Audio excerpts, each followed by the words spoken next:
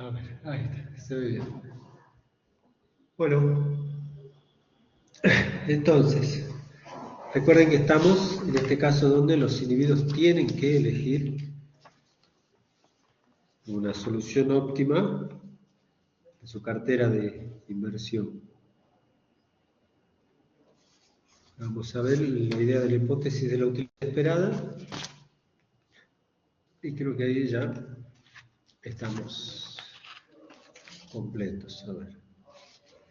Capítulo 5 y capítulo 10 de Handel, recuerden. Bueno. La hipótesis de la utilidad esperada para la selección de carteras. Sea la función von Neumann-Morgenstern sobre una riqueza terminal W, sobre una riqueza final W, entendiendo como terminal el hecho, no un hecho médico, sino un hecho luego de la combinación, como resultó la cartera, entonces yo evalúo la utilidad de esa cartera, que ya está combinada, que ya está terminada. Entonces, suponemos que la utilidad marginal de la riqueza es positiva, pero decreciente, en todos los niveles de riqueza, es decir, que la utilidad de la riqueza crece, pero llega a un punto donde comienza a crecer a tasa decreciente.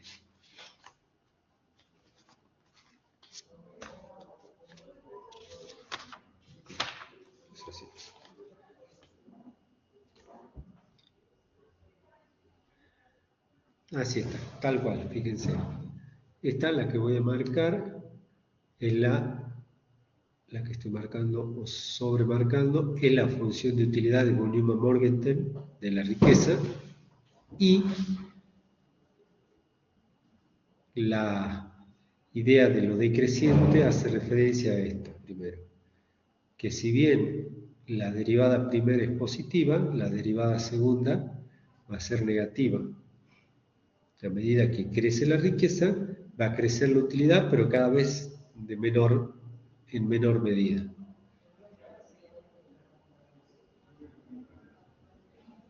Ahí está. Borramos acá, borramos aquí, borramos aquí. Entonces, la derivada primera era positiva y la derivada segunda negativa. Uy, vamos a borrar acá.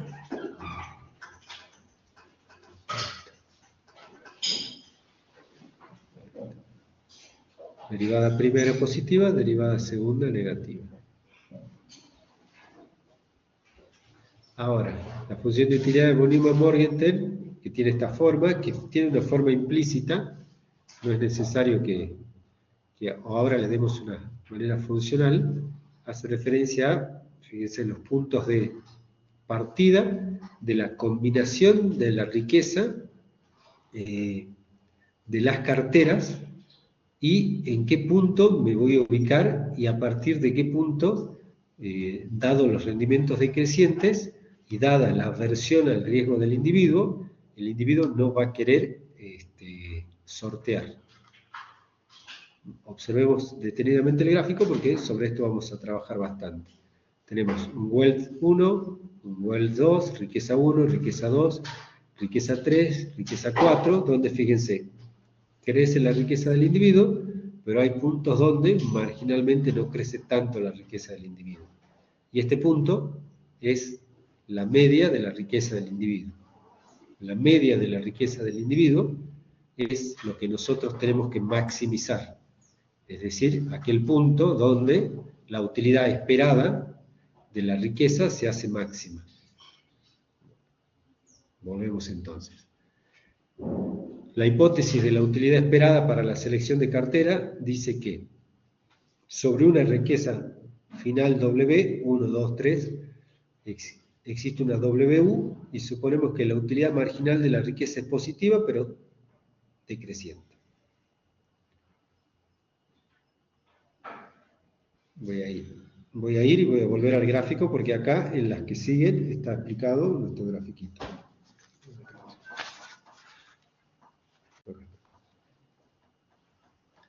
El individuo tiene una riqueza inicial de W0.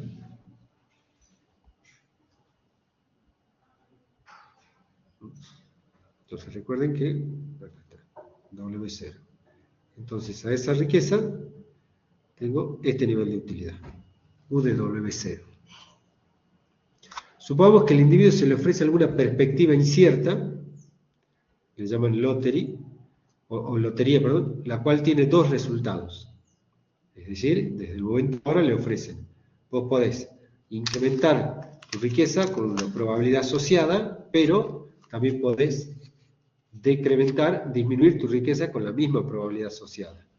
Una lotería, la cual tiene dos resultados posibles, W1 y W2, equidistantes de W0. Fíjense, acá está W1 y acá está W2. Están equidistantes de W0, tienen la misma distancia respecto de W0.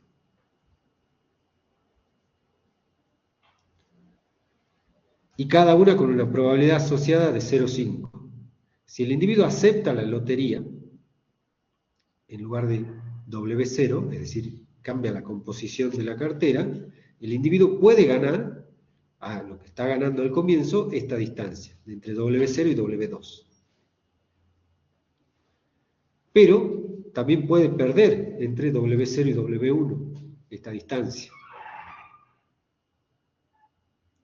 los cuales son las distancias entre la riqueza ganada y la riqueza perdida, iguales en valor absoluto. ¿Estamos hasta ahí? Entonces, o se mueve hasta W1 o se mueve hasta W2. Dado que la probabilidad de ocurrencia de W1 y de W2 son iguales, y dado que el valor esperado de la lotería está compuesto por W1 por un medio, por la probabilidad de ocurrencia, más W2 por un medio, por la probabilidad de ocurrencia. Es decir, esto no es otra cosa que la suma de WI, cuando iba de 1 a 2, por la probabilidad de WI. Es decir, cuando iba desde 1 hasta 2. Entonces, este es el valor esperado de la lotería. Voy a volver acá. Justo acá está moradito.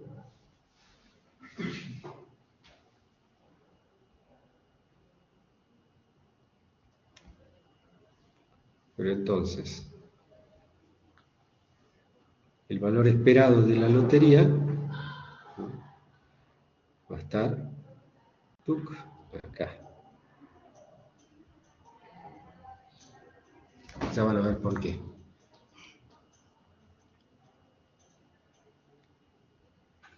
Y el valor esperado de la utilidad de combinar en una lotería va a ser el valor esperado de la utilidad de la lotería, la utilidad de W1 más la utilidad de W2, de manera lineal. La utilidad de... Entonces, W1 tiene la utilidad UW1. W2 tiene la utilidad U de W2. El promedio entre W1 y W2 es la esperanza de la utilidad de la lotería. Entonces, la esperanza de la lotería tiene asociada la esperanza de la utilidad de la lotería. Pero ¿qué estamos viendo acá? Que ya al comienzo es distinto, es menor que la utilidad de la riqueza inicial del individuo. Veamos qué nos dice sobre esto. En la figura podemos ver entonces que la utilidad de la posición inicial del individuo es mayor que la esperanza, el promedio de las utilidades de las dos opciones que tiene el individuo.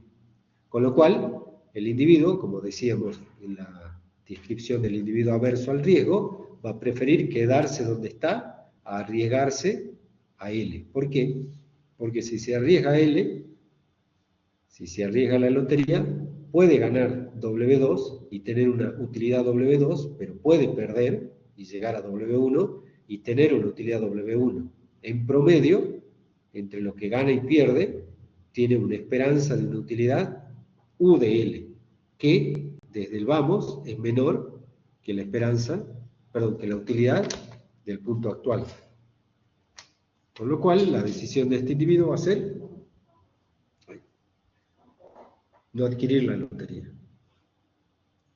Este resultado se mantiene si el individuo tiene una utilidad marginal decreciente sobre el rango relevante de los resultados de la lotería.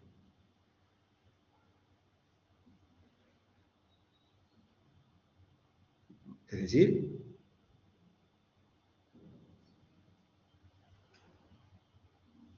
esto, que la derivada segunda sea menor que 0. ¿Se entendió esto? Sí. Bueno, ahora vamos un poquito más allá. El valor esperado y el desvío de una cartera. Por simplificación, supongamos que la distribución de probabilidades son normales y por lo tanto solo el valor neto esperado y su desvío son relevantes para las decisiones del individuo. En una distribución, el valor neto esperado y su desvío son relevantes para las decisiones del individuo. En una distribución normal, con dos momentos, podemos caracterizar la distribución. El momento centrado de orden 1, la varianza, y el momento no centrado, la media. Por lo tanto, por otro lado, también vamos a suponer que el individuo tiene solamente dos activos para combinar en su cartera, X1 y X2. Entonces, los primeros dos momentos de la distribución de su riqueza combinada, al valor de su cartera al final del periodo relevante, va a ser la media de los rendimientos de cada uno de los activos, construir esa media de los rendimientos por medio de una esperanza matemática que multiplica los rendimientos por su probabilidad pasada por X1 y por X2 respectivamente. Es decir, esta es la media del rendimiento de la cartera. Y la varianza de la cartera va a ser el riesgo del activo 1, el riesgo del activo 2 y el riesgo combinado o la covarianza entre el activo 1 y 2, y X1 y X2 son estas proporciones de la cartera, del activo respecto de toda la cartera. ¿Estamos hasta ahí? La restricción presupuestaria va a ser que la proporción que yo destino a una y a otra tiene que agotar la riqueza del individuo. Es decir, acá no va a existir la posibilidad de que yo pida prestado para comprar dólares, ¿no? Tengo esta cantidad y esa cantidad es que la tengo que acomodar. Con lo cual, si quiero modificar a la suba uno de los activos, hay un trade-off. Tiene que irse el otro a la baja. Y donde los activos han sido normalizados a la unidad para no sobrecargar la ecuación. Esto vamos a ver. Bueno, ¿estamos hasta ahí con esas dos cosas? Ahora vamos a ver lo que se llama el locus de oportunidades o deficient opportunity locus. El locus de oportunidades eficientes.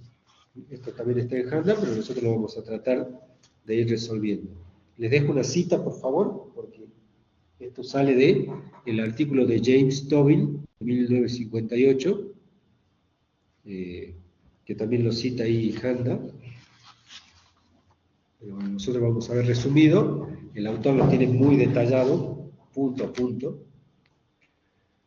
El locus de oportunidades eficientes para un activo riesgoso y uno sin riesgo. Lo que hace acá es, no tenemos que perder de vista, ¿no? Nosotros tenemos que conformar una cartera que me brinde una utilidad y que el promedio de las utilidades sea máximo, la esperanza de la utilidad, o la utilidad esperada sea máxima. Y ahora el problema es cómo se compone esa cartera. Y acá Handa, o Tobin originalmente, nos da distintos escenarios. Nos dice, lo simplifiquemos, que tenga solamente dos activos, que sea normal, etcétera, etcétera. Pero dentro de la simplificación, que exista una decisión que pueda ser extrapolable. A saber, lo primero que me dice es que sea un activo riesgoso y que el otro no. Se llama risk free. Que sea un activo libre de riesgo. Por lo general se utiliza un T-bond, un un bono del Tesoro de Estados Unidos como un activo libre de riesgo, ¿sí? No ha sucedido en la historia moderna reciente, y tampoco no tan reciente, que Estados Unidos haya defaulteado. Con lo cual, ese es un activo financiero libre de riesgo.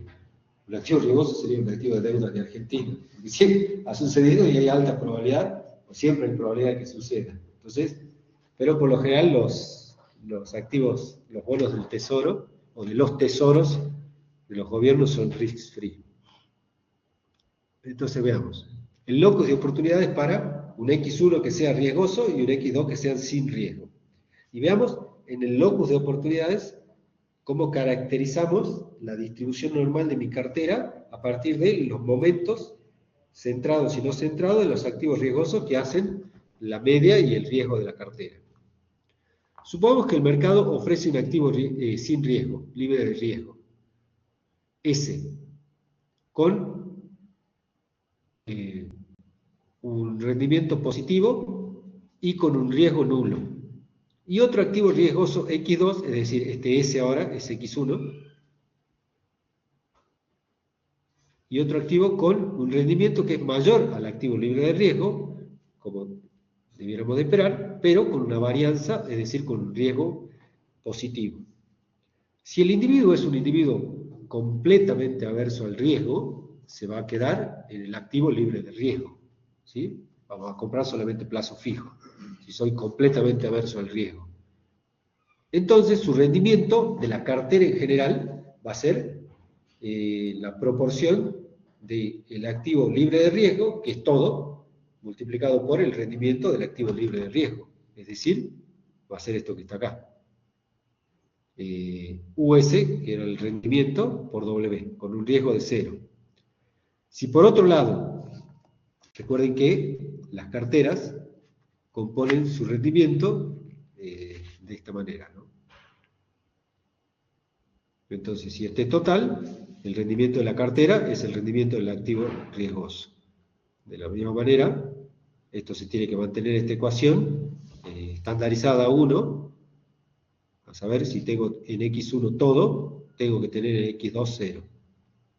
Perdón.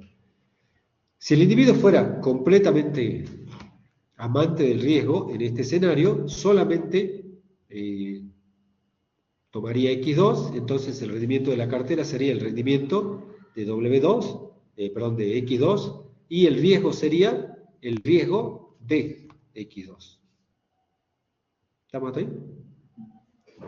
Entonces, ahora, teorema de von Neumann-Morgenstern, en vez de especializarse en las esquinas, que se especialice en el medio porque va a obtener una mayor utilidad. En vez de especializarse en las esquinas, lo que nos dice von Neumann es, ¿por qué no combinás la cartera que vas a obtener una mayor rentabilidad? Entonces, la media del rendimiento del activo risk-free con el activo riesgoso va a ser el rendimiento de la cartera. Y el riesgo de la cartera va a ser la combinación del riesgo de los dos. Nada más que, recuerden ustedes, que el riesgo de la otra parte de la cartera es 0, así que esta parte se anula, porque sigma de S es igual a 0, pero bueno, si yo lo tendría que escribir de esta forma. Entonces, el rendimiento de la cartera es el rendimiento combinado, pero el riesgo de la cartera es el riesgo solamente de uno, que es el del activo riesgoso. Fíjense en este locus. Locus es porque es conjunto de puntos. En este locus yo parto desde acá. Si yo todo mi dinero, o toda la riqueza, el wealth del individuo lo tendría en el risk free, estaría acá, en este punto. Sería el punto como de partida, y a partir de acá yo podría obtener un mayor rendimiento, me voy yendo para arriba, hasta un punto máximo donde todo mi dinero lo tendría en el activo riesgoso. Entonces, entre esas dos soluciones, entre esas dos puntas que vimos, está todo el locus, el conjunto de puntos de posibles combinaciones de la cartera. Con la idea clarita que acabamos de ver, de que acá, en S, tengo riesgo 0. Y a medida que voy haciendo un trade-off o intercambiando S y X2, el riesgo va creciendo, pero S sigue sumando riesgo 0. El que va sumando riesgo es el otro activo.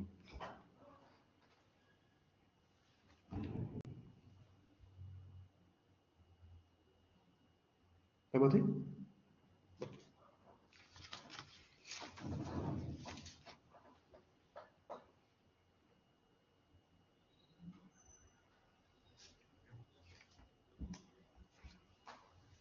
El locus de oportunidades para activos con riesgo. ¿Qué pasaría si ahora ambos activos son riesgosos?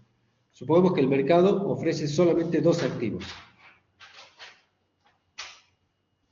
con riesgo, X1 y X2, con un riesgo positivo tal que existe una correlación entre ambos, que puede ser negativo o positivo. Entonces ahora tenemos que saber si se conmueven, se compensan o si no se afectan uno a otro. Usando los valores extremos que están correlacionados de manera negativa perfecta o de manera positiva perfecta, van a surgir los siguientes casos. A ver. Si los activos riesgosos 1 y 2 se correlacionan de manera positiva perfecta, es decir, ρ es igual a más 1,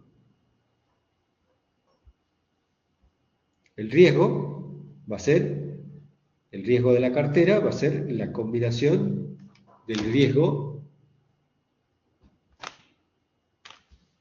de cada uno por aparte. Y el rendimiento de la cartera también va a ser la esperanza, siendo que tengo que agotar toda la cartera, toda la riqueza de la cartera, la riqueza inicial, distribuyendo entre X1 y X2. ¿Ok? Entonces tengo mu y tengo sigma, como combinación lineal. Con lo cual, si yo quisiera graficar en el locus, tendría que este punto. Ya no parto del origen, porque ya no hay risk free, sino parto de un punto mayor al origen. Entonces, acá me especializo en X1, acá me especializo, por decir algo, ¿no? Bueno, en realidad son combinaciones. Esta sería la combinación de mínimo riesgo y esta sería la combinación de máximo riesgo. En cada uno de estos puntos, en cada uno de los puntos, de nuevo por eso el locus, se va a dar que el rendimiento de la cartera es la combinación lineal del rendimiento de cada uno de los activos y el riesgo de la cartera también es la combinación del riesgo de cada uno de los activos. ¿Sí? Ahora bien, encontremos la forma. Yo tengo, porque recuerden que la idea de von Neumann es cardinal, hacer la utilidad cardinal. Tengo que encontrar un valor de la utilidad. La utilidad K1 más K2 de sigma. Sencillamente lo que hace es, tomando los ejes, las combinaciones, lo que voy a hacer es tratar de deducir cuál sería la ecuación de esta recta. Entonces, el rendimiento está correlacionado positivamente con el riesgo, donde K1 y K2 son constantes para valores de las medias y de los desvíos.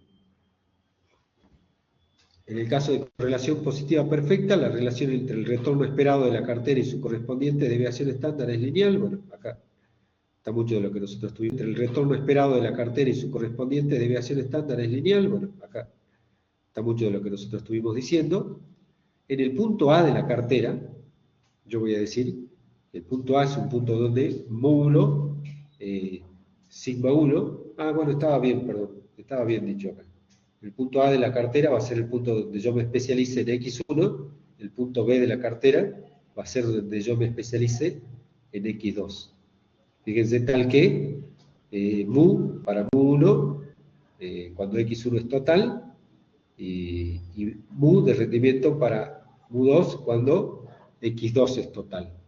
Lo único que le agregaría yo acá a la slide es que X2 es más riesgoso que X1. Después debe estar en alguna parte, pero no está explícito, así que lo pongamos.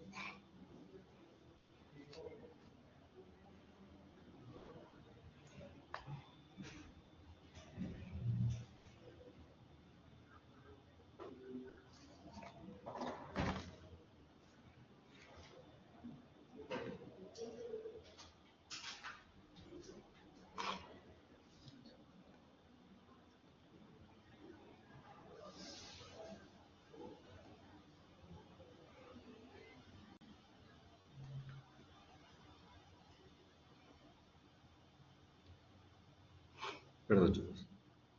Tuve que entrar un mensaje.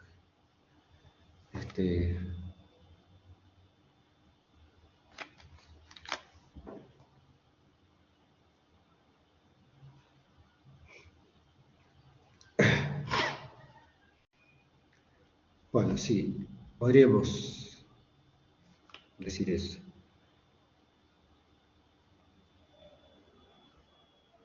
¿Qué pasaría si la correlación sería negativa perfecta? Ojo, no sería un mal escenario porque sería algo así como que yo compensaría, sí, por decirlo de alguna manera, uno con otro.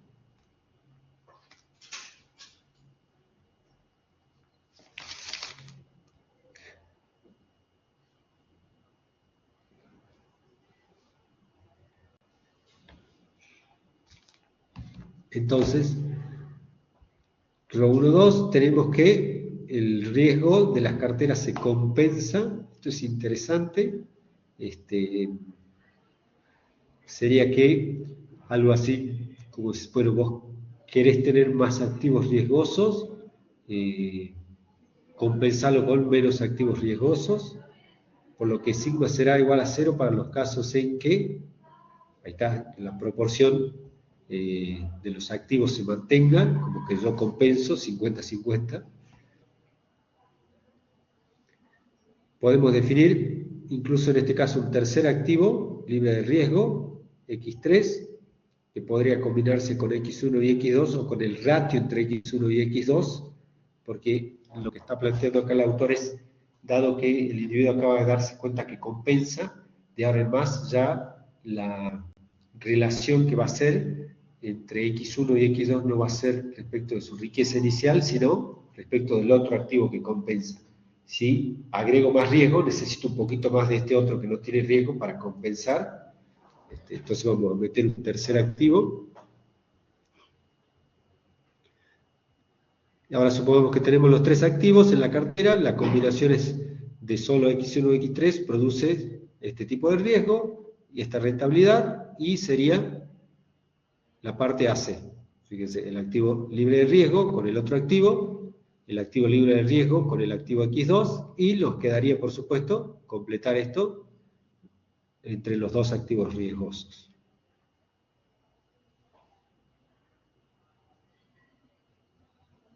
Bueno, y ahí yo acabo de rellenar lo que es el locus de oportunidades, que está en la slide 226. Bueno, después hay algunas consideraciones. Les pido por favor que las lean, que es de interpretación del gráfico.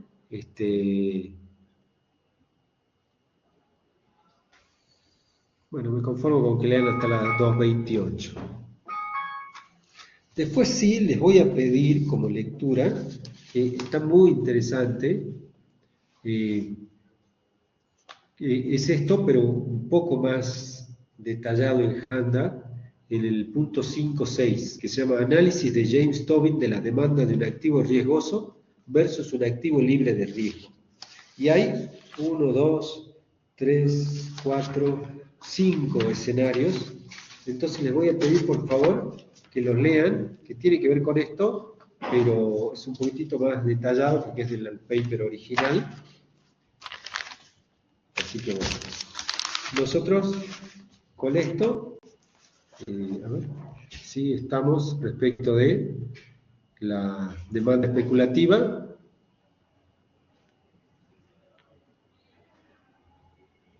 Terminen por favor la slide de leerla.